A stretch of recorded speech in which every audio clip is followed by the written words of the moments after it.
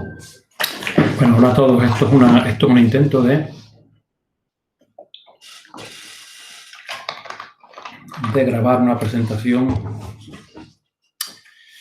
donde yo voy a leer lo que está escrito en un texto y de alguna manera, ahora me vais a permitir, de alguna manera voy a poder escribir sobre el texto.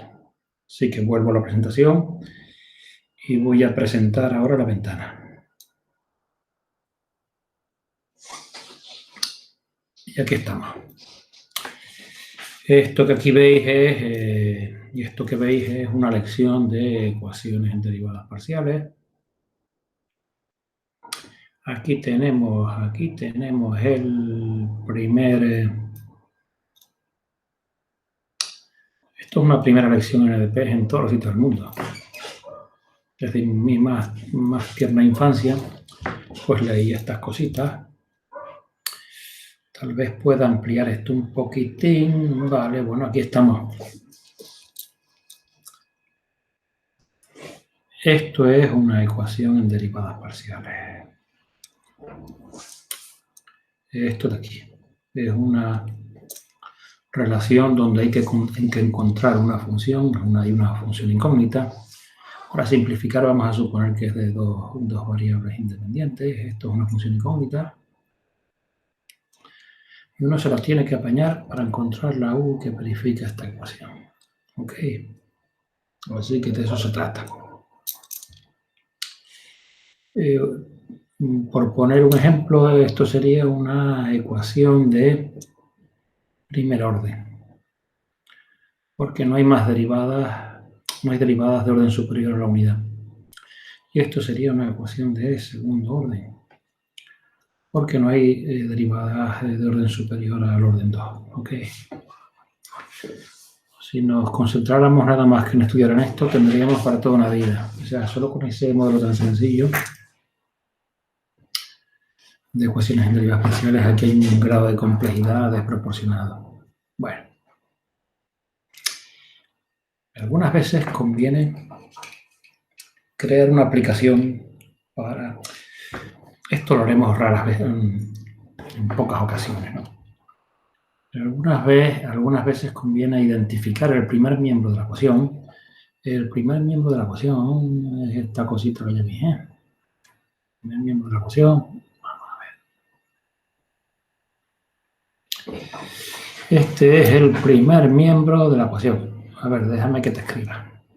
Esto es el primer miembro de la ecuación. El primer miembro es la F. Bueno, se puede definir una aplicación que manda las funciones de clase 2 en las continuas. Y que coge una función U y hace esta composición. Calcula todas las derivadas y luego las compone con F. Y esto es una nueva función que es continua, típicamente. Así F continua.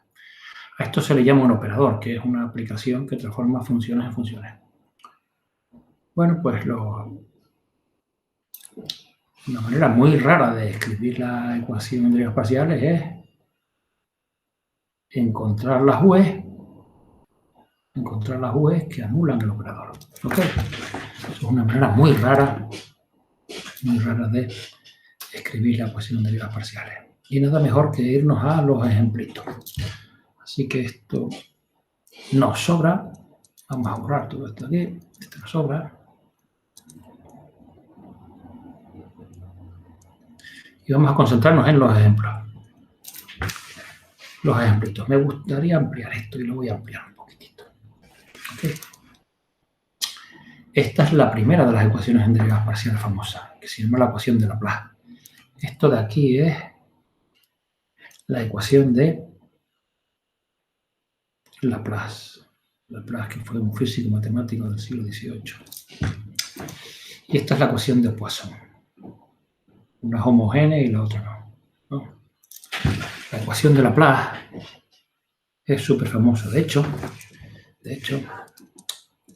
este grupo, el grupo UXX más U y Y, esto es un operador y se abrevia como el laplaciano, que tiene este símbolo delta mayúscula. Esto se llama el laplaciano de U. El laplaciano.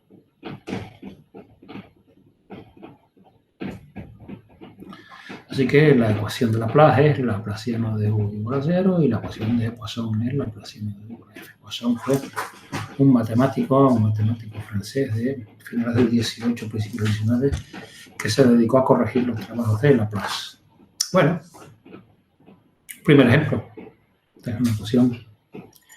Fijaros que la función incógnita U solo aparece de forma lineal. ¿Okay? Aparecen las derivadas parciales, pero no aparecen los cuadrados ni el producto de las derivadas parciales. Esto es lo que se llama una ecuación lineal. Ahora vamos a centrarnos en otro ejemplito. Perdón, esto no lo quería. Vamos a centrarnos ahora en otro ejemplito.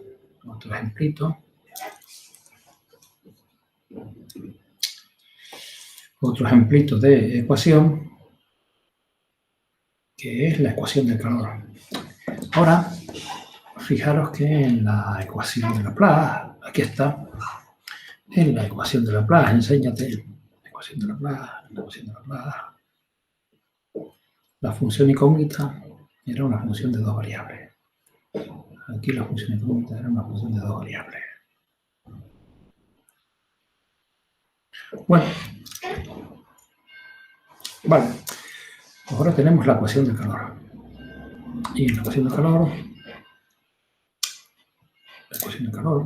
que tenemos aquí, voy a mostrarla. Esto de aquí es la ecuación del calor. La ecuación del calor, la función incógnita tiene tres variables. Dos que son las variables espaciales y el tiempo. Así que esta ecuación describe un proceso en el tiempo. El proceso que describe la ecuación del calor no hay que ser un índice para darse cuenta. La ecuación del calor describe el proceso de enfriamiento, de calentamiento o de enfriamiento de un sólido. En este caso sería de un artilugio plano. Imaginaros que esto es un disco plano. Disco plano está frío, lo saco de la nevera, lo meto en un horno y lo caliento homogéneamente a 300 grados. Entonces, si esto si U es la temperatura, si lo saco del horno, toda la temperatura marca U igual a 300 en la placa. ¿Qué sucede si la temperatura ambiente está a 0 grados? Pues eso querrá decir que paulatinamente esta temperatura se irá degradando, hasta que cuando pase un cierto tiempo solo veremos que la temperatura es de 0 grados. Eso es la ecuación eso mide la ecuación de calor. Una ecuación importante que la introdujo Fourier. Esta ecuación básicamente se debe a un señor que se llamó Fourier. La introdujo a principios del siglo XIX y es una de las ecuaciones importantes de la física matemática. Ahora nos vamos con otra ecuación, que es la misma, una ligera. Por cierto, fijaros que esta es una manera de escribir la ecuación de calor metiendo de por medio la ecuación. Vale, pues aquí tenemos otra de las ecuaciones. Ya vale, ahí teníamos la ecuación de Laplace, esta es la ecuación de calor y esta es otra ecuación importante, que es casi la misma que el calor, pero fijaros que aquí hay una derivada de segundo orden. Entonces se llama la ecuación de las ondas.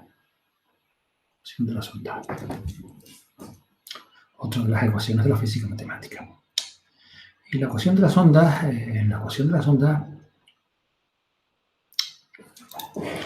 lo que describe,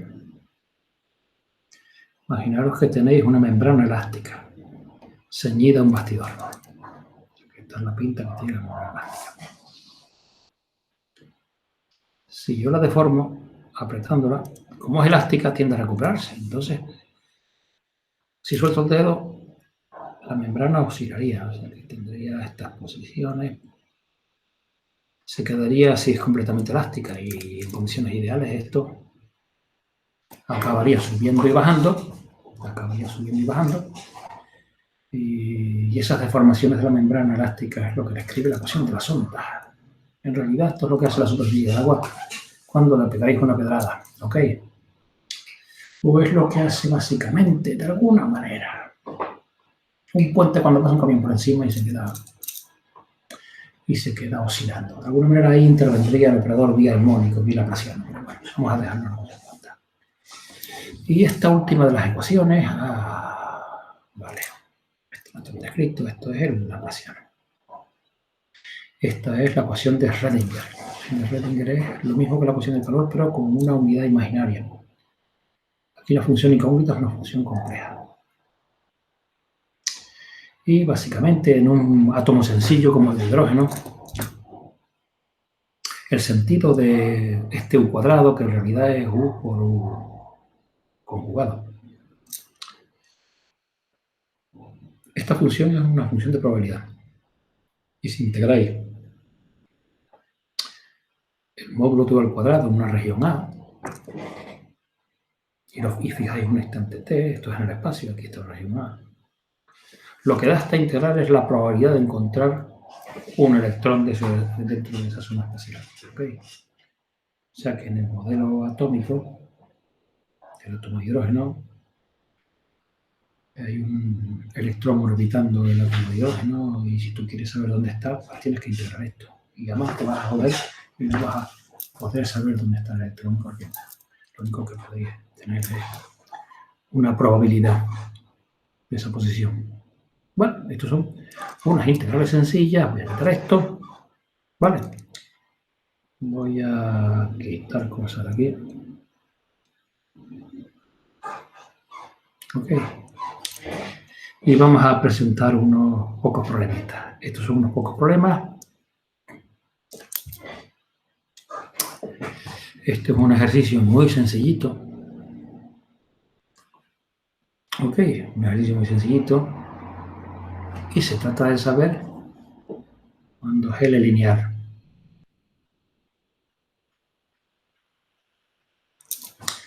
Y un operador es lineal, o si queréis la ecuación que define es lineal, cuando es la única manera en que aparecen la U, X y la U y en la ecuación es de forma lineal.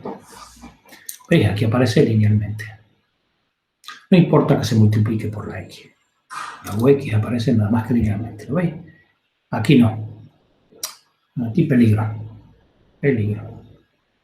Es U por V. Ok. U por V. Esa no. Aquí tampoco. U al cuadrado. Tampoco. Aquí sí. Bueno, esto sería más bien una función afín, pero aquí es lineal. ¿Lo veis? Y aquí que tenemos, nada, lineal, lineal y lineal. Hay un montón de derivadas ahí, pero la cosa parece lineal, ¿ok? Un problema muy sencillito. Más cosas. Esto es la notación de Schwarz para las derivadas del superior. Y es que en la práctica, escribir este chorizo es muy aparatoso. Eso es una derivada de orden superior. ¿Ok? Sin embargo, para escribir esa derivada de este orden, porque fijaros que se deriva alfa 1 veces respecto de x1, alfa 2 veces respecto de x2, que no se ve aquí, y alfa n veces respecto de xn. ¿Ok? Sumas el número de derivadas. Este es el orden de la derivación. ¿Ok? Así que si te fijas, lo típico de esa derivada, esta es una radiografía de la derivada. Consideras un vector de componentes naturales, que es el vector que tiene cada una de las componentes, es el orden respecto del cual derivas la función. ¿Ok? Por ejemplo, vamos a poner aquí, por ejemplo, fíjate, imagínate que tienes la función u de x y z. Esto es una derivada de tercer orden. Y esto es otra derivada de tercer orden.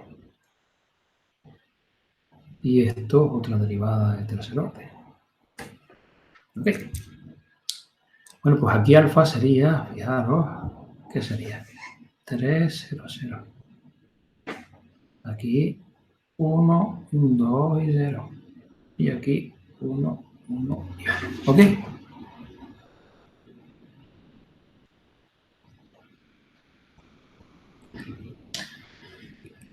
Bueno, esta es la notación de Sparse. Esto es la notación de Sparse.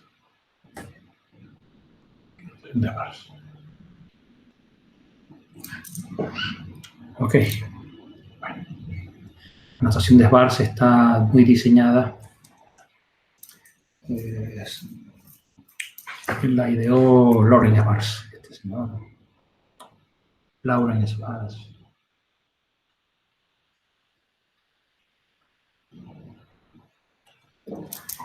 Matemático francés del siglo XX, el que inventó las distribuciones. Y esto es lo que sería el primer miembro, aquí tenéis la ecuación, el primer miembro de una ecuación de las que sería de orden n.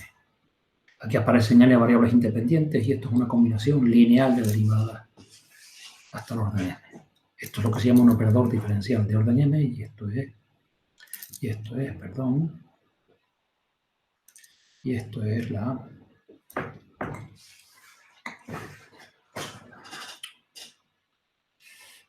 la ecuación homogénea asociada. Esto sería la ecuación no homogénea. Esto es la ecuación completa. Esta sería la álgebra de ecuaciones diferenciales. Ok. El problema entonces consiste en probar que L es un operador lineal. Un operador lineal del espacio de las funciones de clase M, ¿dónde está? Así que el asunto consiste en probar que L, desde las funciones de clase M hasta las continuas, porque los coeficientes son funciones continuas, ¿ok? Habrá un seno, L es lineal y eso es trivial.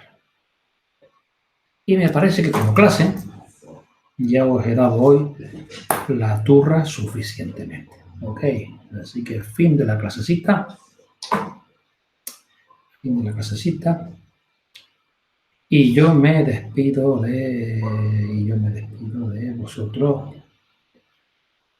pausando la grabación.